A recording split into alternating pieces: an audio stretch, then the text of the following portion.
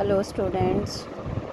Yesterday we are studying about the second main resource, natural resource of our environment, that is soil. What is soil? Soil is the grainy substance covering the surface of the earth. ठीक है, एक ऐसा layer जो कि हमारे surface of earth को cover करके रखता है. ठीक है.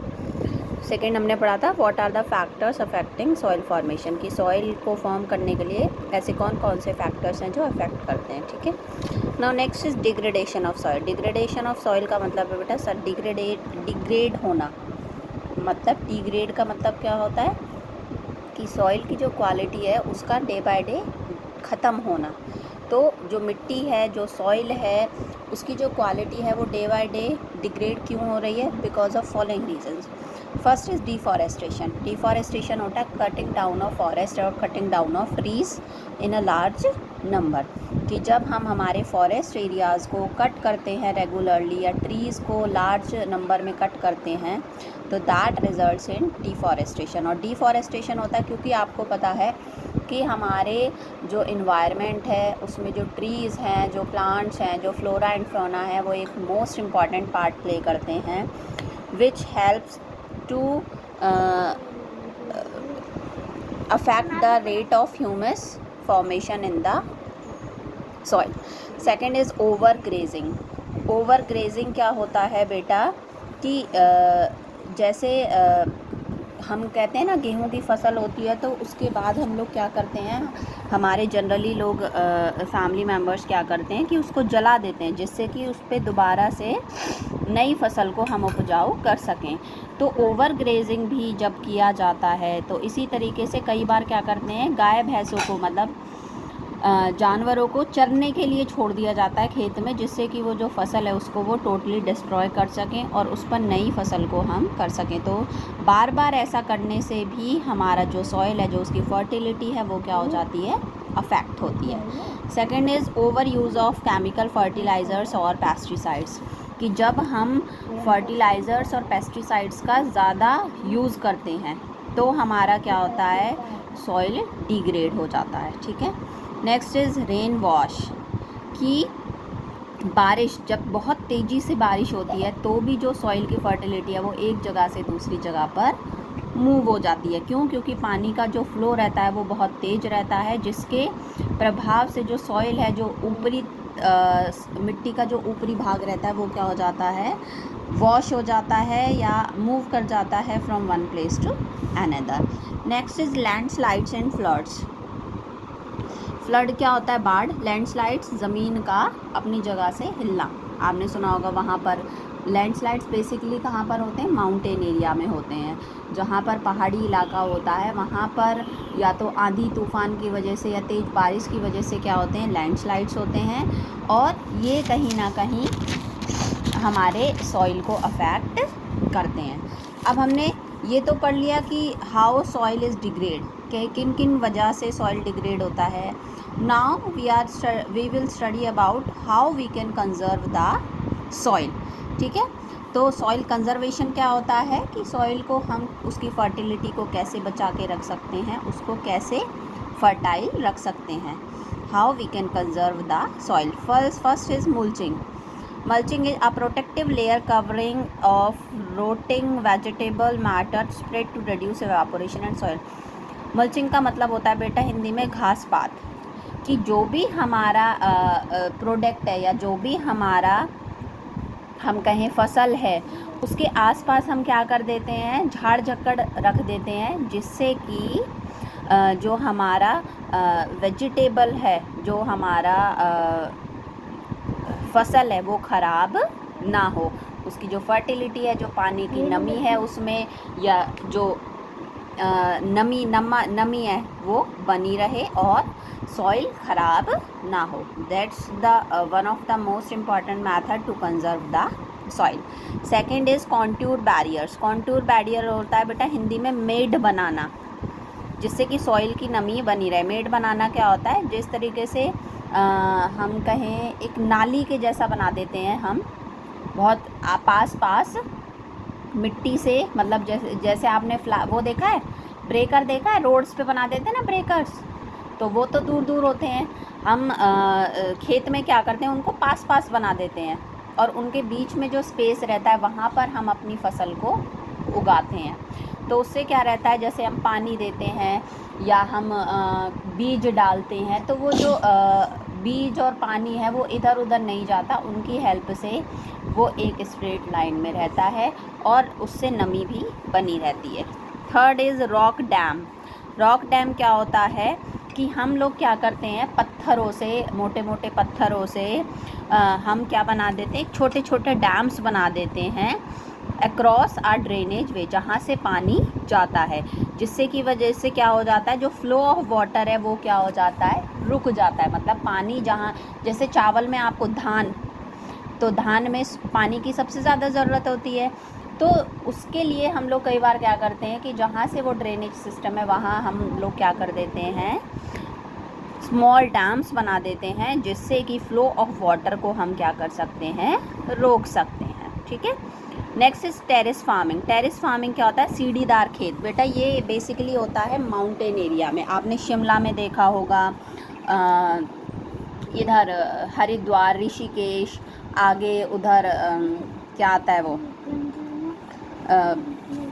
मंसूरी, यहाँ सब जगह पर क्या होते हैं, प्लेन जगह तो है नहीं, तो ये लोग क्या करते हैं कि पहाड़ी की ढलानों पर ना सीढ़ियाँ बना देते हैं, सीढ़ियों के जैसे, मतलब जो उसका फॉर्मेशन रहता है वो ऐसा लुक्स लाइक स्टेयर्स।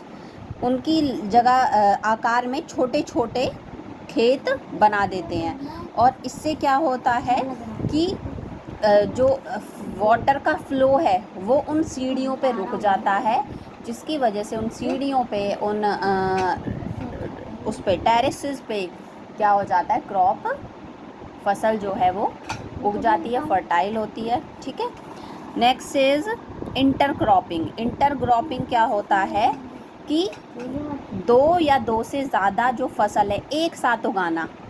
जैसे हमने ये पढ़ा था ना, कॉन्टूर बैरियर्स, मेढ़ बनाना, मैंड बना देते हैं जो, इसी तरीके से जो मैंड पे एक और क्रॉप हमने उगा दिया और जो उसका बीच का एरिया है वहाँ पर दूसरा क्रॉप उगा दिया। उससे क्या होता है, सॉइल की जो फर्टिलिटी है वो भी इंक्रीज़ हो जाती है और जो किसान है उसकी इनकम भी इंक्रीज़ होती है। इसका मतलब क्या है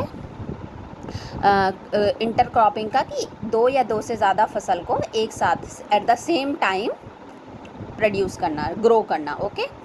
नेक्स्ट इज़ कॉन्टूर प्लगिंग, हमारा कॉन्टूर बैरियर्स की तरह ही है। Last is shelter belts. Shelter belts क्या होता है कि हम क्या करते हैं, हवा से और आंधी तूफान से बचाने के लिए हम ट्रीज़ का बैरियर बना देते हैं। खेतों के चारों तरफ हम लोग क्या करते हैं, ट्रीज़ बना देते हैं, ट्रीज़ लगा देते हैं, बना देते सॉरी ट्रीज़ लगा देते हैं, उपजाऊ करते हैं, उनको बोते हैं, जिससे कि क्या हो, जब आंधी तूफान आए तो हमारी जो फसल है वो बनी रहे। तो that's all about soil conservation. Next natural, important natural resource is our water. आपको पता है पानी के बिना, जैसे आता है ना जल ही जीवन है, वो वाकई में सच बात है कि अगर हमें एक दिन भी पानी ना मिले तो क्या हम हमारे जीवन के बारे में सोच सकते हैं, नहीं सोच सकते। हम शायद without water we can not survive. तो water is vital renewable natural resource. Renewable natural resource है ये, लेकिन आज के टाइम पे जैसा हम रोज़ सुन रहे हैं कि water is degrading day by day, तो इसलिए हमें वाटर को क्या करना है, सेव वाटर सेव लाइफ। ये आजकल लोगो चला हुआ है ना कि पानी को बचाओ, क्योंकि हमारी जो पानी की क्वांटिटी है वो डे बाय डे ख़त्म होती जा रही है। ठीक है। Second is about 3/4 of earth surface covered with water. हमारे जो अर्थ का 3/4 एरिया है वो किससे कवर्ड है, वाटर से। और उस 3/4 में जो मोस्ट वाटर है वो कहाँ पर है, ओशियंस में है, विच इज़ सलाइन। सलाइन का मतलब होता है सॉल्टी। उसका ओशियंस का पानी आपको पता है कैसा होता है, समुद्र का पानी नमकीन, नमक। क्या हम उसको यूज़ कर सकते हैं, नहीं कर सकते। Only 2.7% of the total water is fresh water.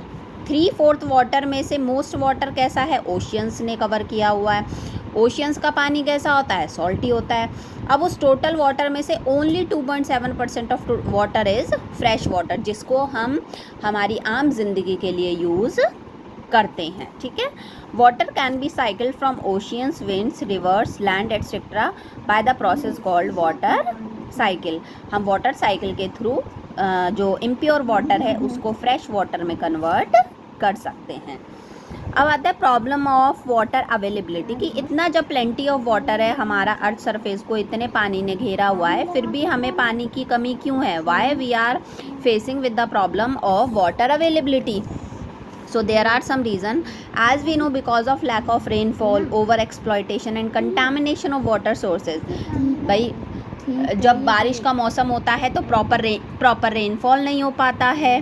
हम लोग पानी का, आप लोगों ने देखा होगा जिनके घर पे समरसीबल लगा हुआ है, वो रोड्स को भी उस समरसीबल के पाइप से धोते हैं। तो that's we are exploiting, we are wasting the water. Next is contamination of water sources. Contamination का मतलब होता है बेटा पॉल्यूशन ऑफ वाटर सोर्सेज, कि हम वाटर सोर्सेज को क्या कर रहे हैं, पॉल्यूट कर रहे हैं। जैसे how we are polluting, first is semi treated sewage. हम सीवेजेस में पानी को ऐसे ही जाने देते हैं, जो गंदा पानी है वो भी नदियों में जा रहा है, समुद्रों में जा रहा है, जिसकी वजह से जो फ्रेश वाटर है वो भी ख़राब हो रहा है। एग्रीकल्चर केमिकल्स, हम एग्रीकल्चर में इतने केमिकल्स यूज़ कर रहे हैं जिनका पानी कहीं ना कहीं हमारे वाटर अवेलेबिलिटी को ख़त्म कर रहा है। इंडस्ट्रियल एफ्लुएंट्स, इंडस्ट्रीज से गंदा केमिकल निकलता है जो कि कहीं ना कहीं वाटर को अफेक्ट करता है। And last is over exploitation, और पानी का मिस यूज़ या ओवर यूज़ भी हमारे वाटर के अवेलेबिलिटी को अफेक्ट करता है। So these are the problems what we are facing with the water availability. Next is conservation of water resources. How we can conserve our most important resource, that is water. तो हम कैसे बचा सकते हैं water को, how we can conserve, कि हमें जो वेस्ट है उसको एक तरीके से ट्रीट करना चाहिए, एफ्लुएंटली ट्रीट करना चाहिए, जब उससे पहले, जैसे पहले कि वो फ्रेश वाटर में जाके मिले। जैसे इंडस्ट्री से केमिकल्स निकलता है तो हमें उसको डायरेक्ट नदियों में, नालों में नहीं जाना चाहिए। उस केमिकल को हमें क्या करना चाहिए, कुछ ऐसे सिस्टम, कुछ ऐसे टेक्नोलॉजी हमें बनाना चाहिए जिससे कि वो जो केमिकल्स हैं, वो जो गंदा पानी है उसको हम ट्रीट कर सकें और उसको फ्रेश वाटर में कन्वर्ट कर सकें। Next is use water harvesting method. Water harvesting method होते हैं बहुत सारे, उनको हमें यूज़ करना चाहिए। Next is collect rain water and store it for agriculture. हमें रेन वाटर, ऐसा नहीं है कि बारिश बिल्कुल ही नहीं होती है, हमारे यहाँ बारिश होती है, तो हमें वो जो रेन वाटर है उसके लिए कुछ ऐसे मेथड्स निकालने चाहिए जिससे कि हम उसको स्टोर कर सकें और फिर उस वाटर को हम फॉर एग्रीकल्चर, खेती के लिए हम उसको यूज़ कर सकें। सो दीज आर, और बहुत सारे मेथड्स हैं for conserving water resources. So these are some of them. Okay, next topic is natural vegetation and wildlife, that we will discuss later. Okay, thank you, bye bye.